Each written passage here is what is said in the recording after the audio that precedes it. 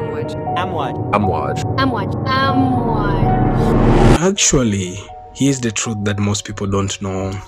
Amwaj Catering Company started off from humble beginnings back in 2006. It was formed to replace the multiple foreign industrial catering companies that were providing catering and housekeeping services during those times to Qatar Petroleum, its subsidiaries and affiliates. And so, how did Amwaj manage to rise from the bottom line to become a leading catering company in Qatar? Despite the tough challenges like the 2017 Qatar crisis and 2 years later, the outbreak of COVID-19 pandemic that paralyzed most of the food companies around the world. However, Amwaj remained resilient in through the struggles, and today it has managed to merge with their long-time rival competitors, Shakaba Bella Catering Company, along with Atiab Fruits and Vegetable Company that is a leading foodstuff importer in Qatar. In fact, as a result of their consistency, whether they are using the anti-competitive tactics to build a monopoly or made a secret deal behind closed doors, it's still unknown. And you may ask yourself, what strategy is Amwaj really using to maintain its reputation for the past 15 years until it has become one of the most recognized and respected brands in the region? When you try to search it online on Google platforms, it appears fast, even to some points hitting the headlines of magazines and newspapers in the country. So how did all of this happen? Is it that they are just lucky, or what is it that you don't know? Because by now we know enough. There is one thing for real. You can't dominate the whole catering services in the country and tell people the secrets that you're using. Nevertheless, welcome as I take you through the true story of Amwaj. The story of Amwaj begins in 2006 when it was incorporated as a fully owned subsidiary of Qatar Petroleum, in abbreviation QP, which nowadays it's called Qatar Energy.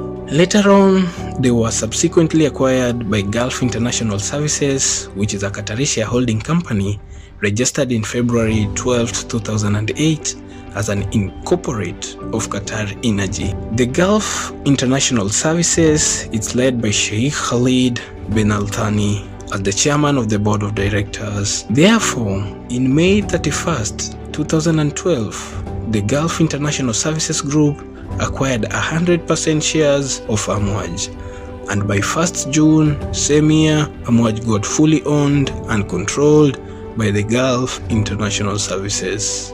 However, during the starting out as a small operation with just few employees, Amwaj quickly gained a reputation not only for delivering delicious food, excellent services, but also they offer an idea in their meals to the community, that is love, togetherness, happiness, and sharing, which has a personal touch to each client. And because of this reason, Amwaj started expanding and expanding. The word of their exceptional catering services quickly spread across the state, and their customer base began to grow. Furthermore, from the beginning, the shareholders kept holding meetings to discuss how to make Amwaj an exceptional company around the region that meets the highest quality management system of international standards in catering services. They were so motivated that Amwaj could do more and more better than its initial status. And because of this, they consulted the Roselle partnership from the United Kingdom that had achieved a trusted reputation for years globally. And Amwaj, they were willing to learn. So you can see, they knew where they were going, and they knew how to get there early enough from the beginning. After getting knowledge, Amwaj started investing heavily in its workforce. They spend more money, employing more workers from foreign nations, training and developing them to ensure they are equipped with necessary skills and knowledge, that is customer service, food handling, and hygiene inclusively. So maybe this might be the secrets of their success. But in spite of their consistency for growth, Amwaj faced two major challenges. The challenges that affected the company's income, causing Amwaj a loss of revenue from 1.1 billion Qatar Rial in 2014 to 361 million Qatar Rial in 2021. For the view of this, let's turn to our next chapter to see how Amwaj overcame these disasters. In 2010, Qatar became the first country in the Middle East region to be allowed the rights to hold the World Cup. This is after facing a stiff competition from both the United States of America and Australia that were contesting for the bid. However, on 22nd June 2017, just 7 years after announcement to host the 2022 World Cup, Qatar faced a crucial disaster. A neighboring country, Saudi Arabia, United Arab Emirates, Egypt, and Bahrain, the diplomatic and trade ties with Doha. Furthermore, they imposed a sea, land, and air blockade on Qatar. But since Qatar depended mostly on imported foodstuffs, the blockade really affected the nation. It caused the shortage of food items, the increment of food prices. It was a terrible challenge.